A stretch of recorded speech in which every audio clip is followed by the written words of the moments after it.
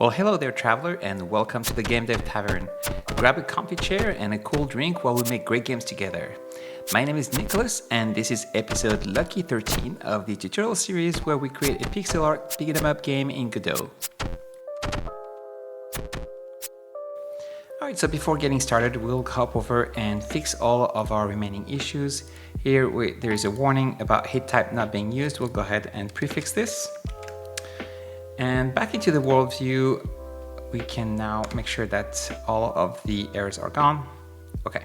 All right, so far we spent the last 12 episodes building, small building blocks and playtesting them in isolation, like the boss and several enemies types. So today we're going to assemble all of these blocks into a full level that the player can actually play through. And this will allow us to fine-tune a lot of the properties and make the game a lot more fun. So in most beat-em-up games like Streets of Rage, Final Fight, or Double Dragon, a level, which is also called a stage, is split into segments that we call checkpoints. And during a checkpoint, the camera usually stops panning around and it allows the player to move freely on the screen. And we have a series of enemies that appear from various directions, top, bottom, left, right, sometimes even from the background, and start engaging with the player. Once all of the enemies that are associated with that checkpoint are defeated, the checkpoint is marked as completed, the camera is unlocked, sometimes the timer gets reset, and the player can proceed to the next checkpoint.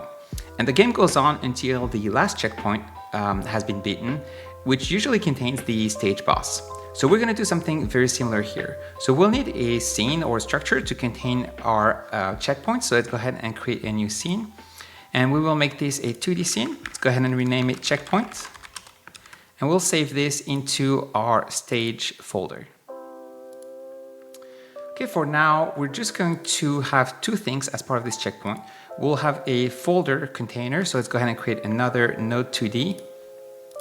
And we'll call this enemies. And this is where we're going to just place the enemies for that specific checkpoint. So all of the enemies that are tied to that checkpoint will be children of this enemies folder. And then we'll also want to detect when the player is activating the checkpoint. So for this, we'll go ahead and create another area 2D.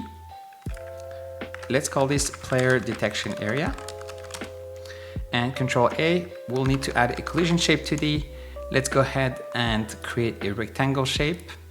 And we will make this 4 × 64. So it takes the entire height of the screen. And we will place it exactly at the middle. So in the transform property, let's go ahead and set this to 52 × 32.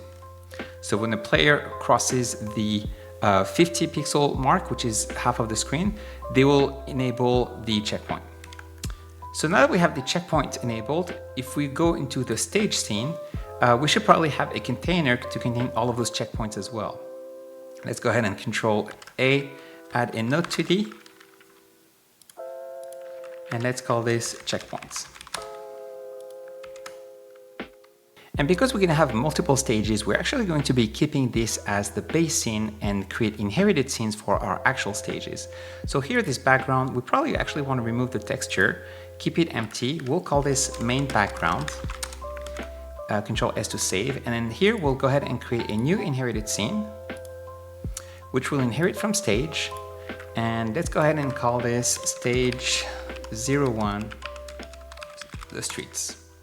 Now we can go ahead and save, and let's save it in the same spot as stage, and then back into the world view. And I'm going to close a couple of these that we're not going to be using. Back in the world view here, I'm going to remove this stage, and I'm going to Control-Shift-A on the world and add the stage 01, which is the street. So now we're going to be only working as part of the inherited scenes. So here in the inherited scenes, we actually want to set the street background into the texture. Okay, so now if we go back to the world view, we now see the scene. We just want to bring this upwards towards the top of the world. So we can now start adding checkpoints to our inherited scene. And we'll go ahead and add a first checkpoint and start adding enemies to it. So Control-Shift-A, let's add a checkpoint. And here we'll right click and set editable children. And within the enemies folder, we'll go ahead and instantiate a couple of enemies. So let's go ahead and add a goon enemy. and we'll place this towards the left, and then let's duplicate it and have it towards the left as well. And then let's go ahead and create a couple more. We'll have maybe, let's create 2 punk enemies. We'll set these towards the right here, and we'll duplicate it.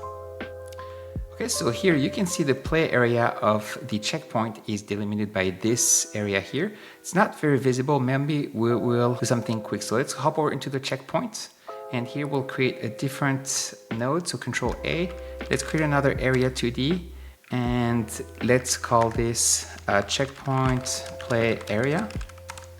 Control A, we'll add another collision shape to it, and here we'll create a rectangle that takes the entire width of the screen and takes the entire height of the screen. And we will go ahead and place this at the middle. So this should be 50 and 32. And then we will change the color to maybe this dark purple here. Okay, so if you save this and go back into the stage, we now see exactly where the checkpoint is going to happen. So when the player crosses that line here, the enemies are going to start swarming in. And it's nice to be able to make sure that they're not necessarily within the view, or this just makes it easier to control where the enemies are going to be. Okay, so we'll actually move this checkpoint towards the right-hand side here, because the player is starting at 0, 0 here. And then what we'll want is when the player crosses this line, for those characters to start appearing on the player. So if we run the game now, hop back into the world here, and let's actually get rid of Igor.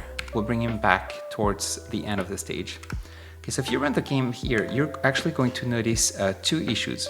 First, we lost the Y sorting, and this is because the enemies associated with the checkpoint are not children of the actor's container anymore. They're children of somewhere within the stage here.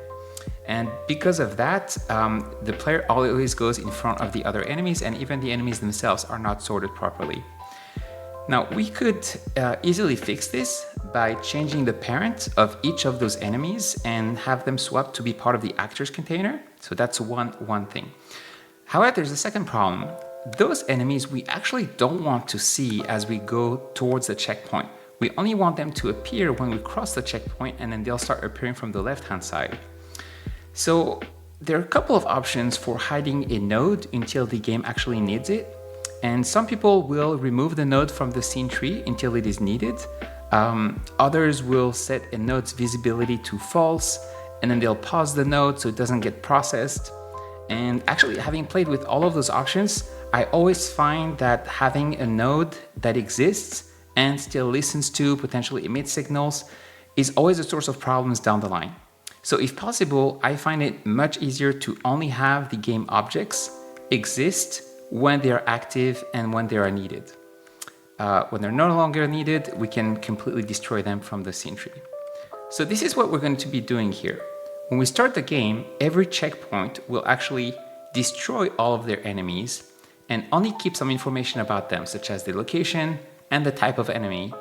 And then the game will only instantiate those enemies whenever they're actually needed. So when we actually need to create a new enemy, we'll just use another global signal similar to what we did for spawning collectibles, and an actor's container can just listen to it and spawn the right enemies.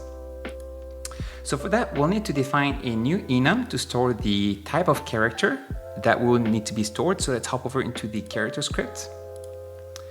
And where we define the states, let's go ahead and also define another enum for the type. And here we'll have either a player, or we'll call these punks, goons, thugs, and bouncer, which is the Igor, the first boss. Okay, and then we'll also want to have that as part of the exported property. So let's make this as part of the top level property here. Okay, so with that done, we'll actually want to go over every set of character that we've created and make sure that it has the right type setup. So if we hop over into the player scene, all the way to the top, we'll want to make sure that this is type player, which is correct. That's the default one. Next one is the basic enemy. And this is going to be of type punk. If we go into the goon enemy, we'll set this to type goon. Then if we go into the thug enemy, we'll be able to set this to thug. And finally, let's hop over into Igor and set Igor as the bouncer. So now before destroying the enemies, each stage will record the type of character and their positions and potentially some other information as well before destroying them. So we'll need some form of data type to store that information. And so far we've only been creating new nodes. Even our singleton entity manager actually extends from node here. However, when we just need to manipulate data, Godot provides a special data type called resources. And resources are just simple data containers. You've actually been manipulating a few of those along the way. For example, a texture or an animation are resources, and they become data structures that are very easy to pass around through scripts. So we'll go ahead and create a resource to store the various information about an enemy, such as the type and position. So hover into script, create file, new script, and here let's hop over into a new folder that we will call data, and here we'll call this enemy_data. Okay, and we're going to get rid of all of this, including the first line. We'll call this enemy data, and this is going to extend resource. So the way that a resource works is a resource requires all of the properties to be exposed via export annotations. So here we'll have the type, which is a character type, and we'll also have a global position, which is going to be a vector2. And then we'll want to create a function to allow the initialization of an enemy data. And here we basically want to pass two information, the character type, and by default we'll have it be of type punk, and then a position, which by default will be a vector2.0. Okay, and the only thing we'll do as part of this method is just initialize the various properties. So type equals character type, oops, and global position equals position. So now that we have created this new resource type, we'll go ahead and create these pieces of data whenever a checkpoint is initiated. So let's hop over into the checkpoints, and we'll go ahead and create a new script. As part of stage, this is perfect. Let's give it a name. Let's get rid of all of this. And first we'll need a reference to our enemies because we're going to check everything that is contained within that node.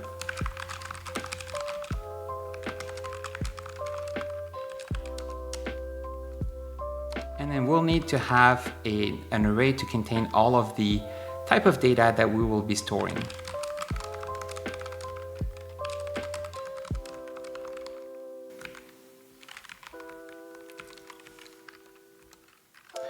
And then whenever we have the checkpoint added to the scene, we'll go ahead and circle over all of the enemies that we have.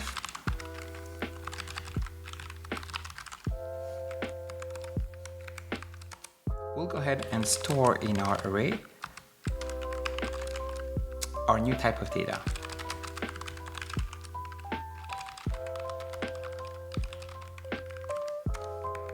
Now that we have stored it in memory, we'll go ahead and just remove it from the game. And we'll just have the actors container reinstantiated as needed. And we can now go ahead and see what's inside. And actually, we'll set a breakpoint here. Let's go ahead and print this.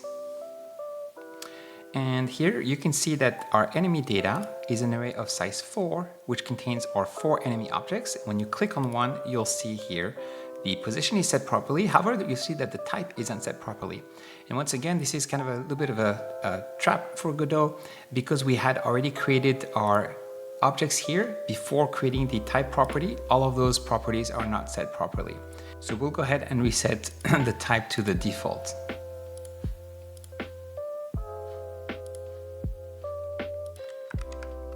There we go. So now we should start again. We'll pause here, and if you look at those types of enemy, we'll now have 1 and 2. And each of these enums is basically the index where they stand. So if you go to character, you look at the enum for the type. Type equals 1 is the punk enemy, and type 2 is the goon enemy. So we do have 2 punks and 2 goons.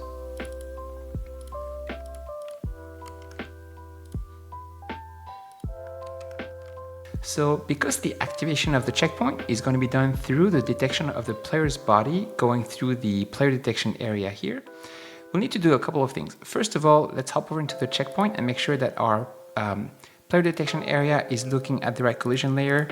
So here we'll want to remove these by default, but we will be looking for the player's body.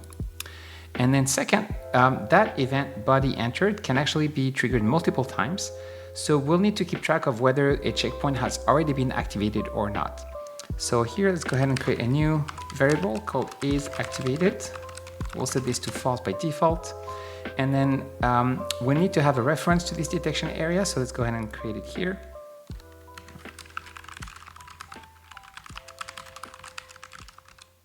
This is of type area2D, and it is the player detection area. So now, whenever we start the node, we'll want to add an event.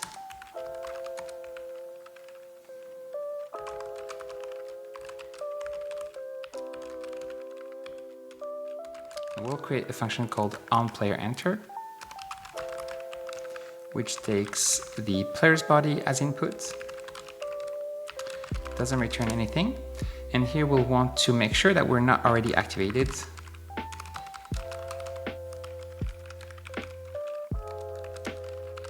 In that case, we will actually activate it. Okay, and now in the process method, we'll just check if we're activated and we still have some content inside our enemy data, then we'll go ahead and instantiate some enemies. But if you remember, the way we're going to be instantiating enemies is just by triggering a global signal, which will be listened to by the actors container. So we'll need to create a new global signal. So let's hop over into our entity manager. And we will create a new signal here called spawn enemy. And here we'll just have an enemy data of type enemy data.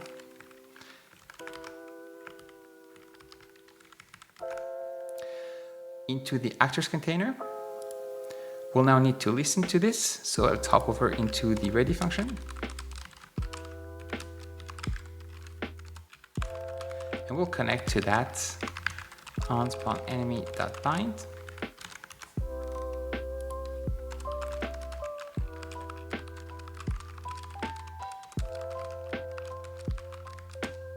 And here there's a couple of things we want to do. First, similarly to how we worked with the prefabs for collectibles, we'll also have a list of potential character types that we'll be creating. So let's go ahead and have that.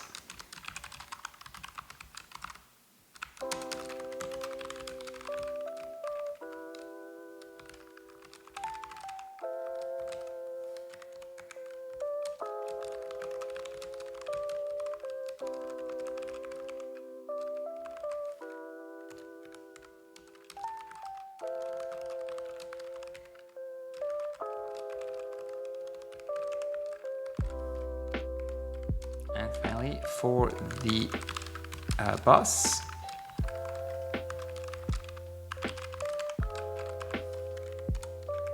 okay, so we'll now have preloaded all of those scenes and we can now instantiate them.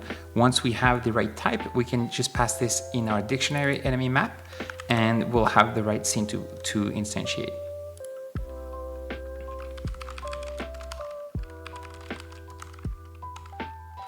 Okay, so here we'll pass in enemy data.type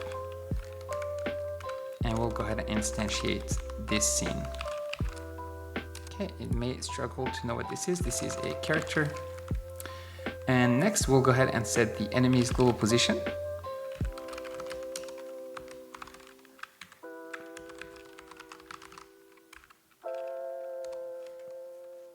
And we'll add it as a child of actors container. Enemy map is not, oh, there we go. So if you remember, in order for the enemies to chase the player around, they need to actually have the player reference as part of their properties.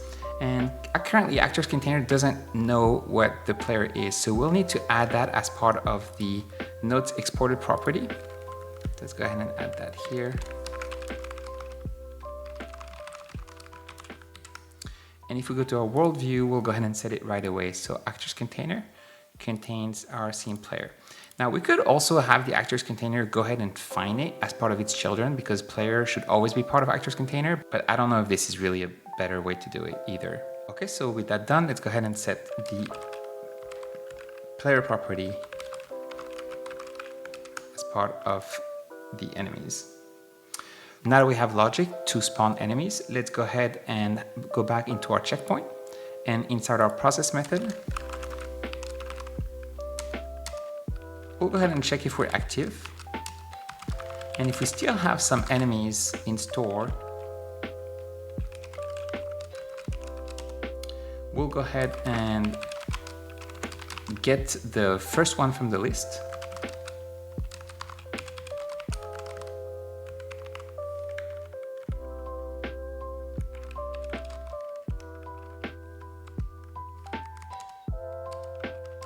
And we will send a global message to have it spawn.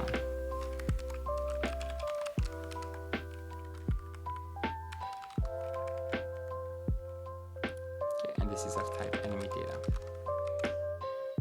Let's go ahead and add the visible shapes in our debug mode, and let's try this out. Okay, and as you can see, the checkpoint, when it was initiated, it made all of the enemies disappear, so they're not present anymore. And then once we cross this area detection here, the enemies now appear and start engaging, and they're properly Y-sorted.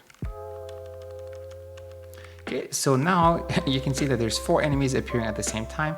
We'll want to restrict the amount of enemies that come and swarm the player, and we'll have a new property to change this. Let's go ahead and create a new export variable. And we'll call this number of simultaneous enemies, and this will be an integer. And if we go into our stage 1 street, we'll take that first checkpoint. We'll set this to 2. We should probably set a default to 2 or 3, by the way. Let's go ahead and do this. And in our checkpoint, let's go ahead and set this to 2. Okay, so now when we are processing this node, we don't want to just check if we still have some enemies remaining in our array of data. We'll also want to check if we have spawned enough people. So let's go ahead and replace this with a small function. We'll call this func can spawn enemies. And this will need to check 2 things. The enemy data still has some content, and we'll need to keep track of how many enemies we've already spawned. So let's go ahead and create a variable here.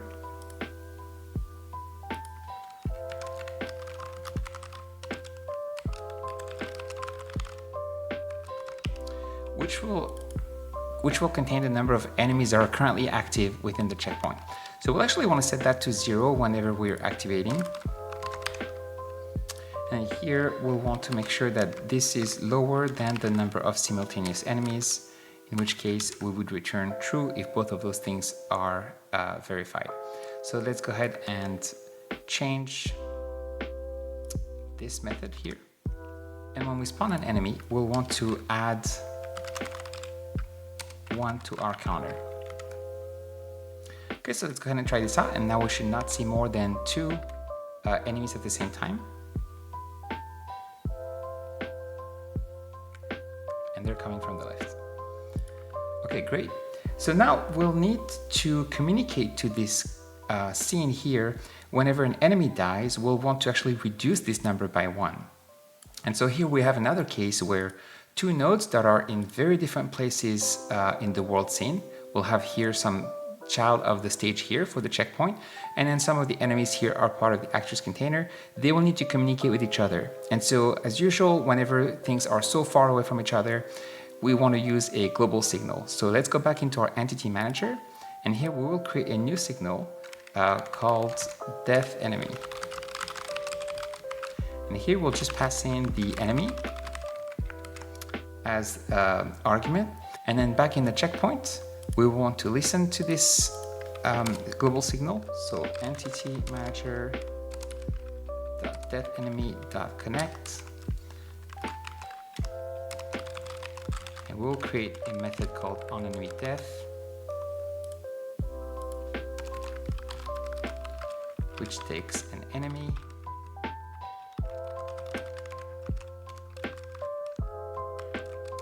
and here we'll just reduce that number by 1.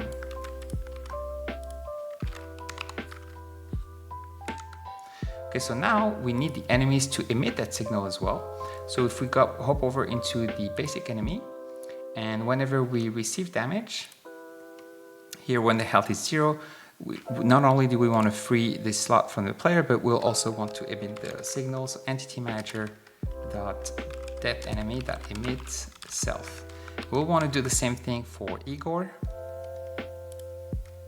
So on received damage, whenever we have health 0, we'll also want to emit that signal as well. Okay, so let's try this. So whenever we die, we should emit the signal, which should propagate all the way to the checkpoint, reduce this number by 1, which means that we can still spawn enemies. So we should have 2 enemies spawn all the time. And once I kill 1, we should have another one spawn right away. Okay, so then we'll go ahead and kill 1. Oh, I guess I killed 2. There we go.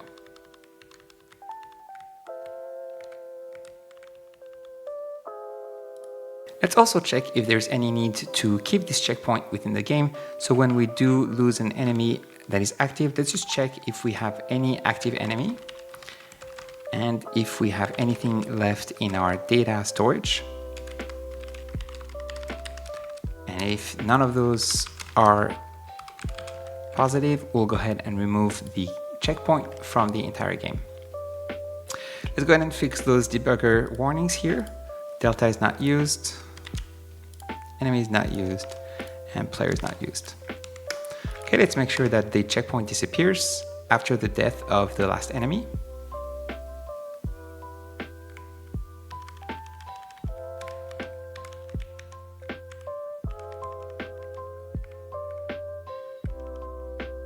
There we go. Okay, next we'll want to lock the camera in place whenever we enter a checkpoint, and then we'll want to unlock it whenever the checkpoint is completed. So currently the movement of the camera is done by the within the world scene here, which is pretty far removed from where the checkpoints are going to be. And so once again, to communicate this information, we'll be using a global signal to communicate those events. So let's go ahead and create a new scene, and we will call this Stage Manager.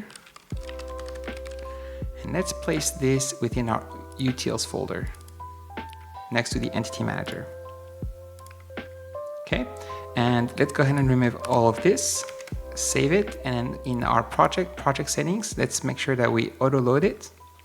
In our globals folder, let's locate the util/stage manager and make sure the name is Stage Manager. Go ahead and click Add. So now it becomes a top-level node that everyone can access. So here we'll just go ahead and have 2 definitions of signal, which is a checkpoint start and a checkpoint complete. Okay, so let's hop over into the world script, and here we'll want to listen to those signals.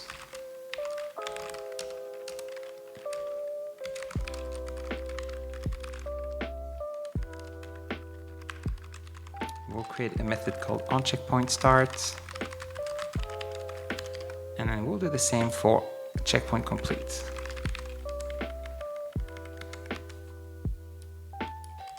Okay, and we will want to have a variable to store whether we need to lock the camera or not. We'll set it to false by default. Let's go ahead and create those 2 methods.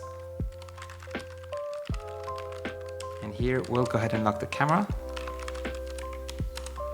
And when we complete the checkpoint, we'll want to unlock the camera. Okay, so now we want to use this as part of our process method.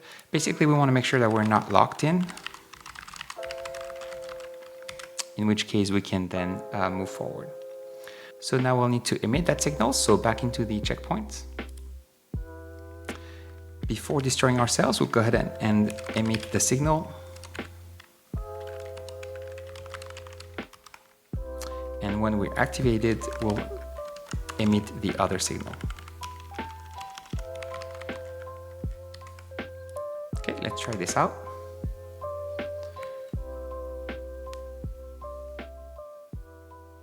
There we go. Now when we enter this, we can move around within this area without it ever changing. This will make it a lot easier to chase the enemies that are going to a ranged position. Okay, and we're almost done. Let's just check that we can have multiple checkpoints. So back into our stage, hop into the 2D view.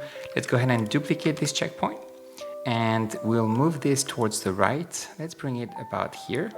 And we will change the type of enemies. Let's remove all of those enemies. And as part of the second checkpoint, we'll go ahead and add a thug enemy. Bring the person down here. It will appear from the left. Duplicate it, have it appear from the right as well. And then let's add a couple of basic enemies. And these ones will have appear from the bottom. So we'll have 1, 2, 3. Let's take the second one, bring it here, and the third one, bring it here. And what we'll do for this checkpoint is we'll set the number of simultaneous enemies to 3. Okay, and I'll go ahead and remove the visible shapes, and let's go ahead and see if we can play through all of those checkpoints. Okay, the camera is locked into place, which means we just entered our first checkpoint. So I need to get rid of those 4 enemies.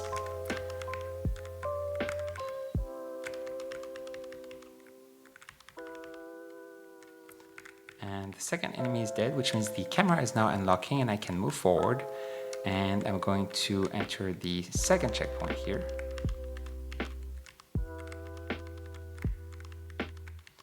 We now have 3 enemies that can come in parallel. As you can see, the 3 enemies came and this person just took the gun. And now that... There we go. And now the camera unlocks again. Okay, this is looking great. And this is going to be it for this episode. By building proper checkpoints and allowing for enemies to spawn from various spots, we can create a more engaging gameplay. We also introduced the ability to work with data in Godot using resources, which are super handy. Once again, if you have any questions regarding anything you've done today, don't hesitate to hop into the comment section and I'll do my best to respond quickly. Thanks again for being a true warrior going through this tutorial series. I really hope it's useful and you're having fun building the game. If you do like this series and want to see more, please support the channel using the magic like and subscribe buttons. Once I reach 1000 subs, I'll have you pick the nature of the next tutorial series. Time to take a quick break and I'll see you in the next episode. Cheers!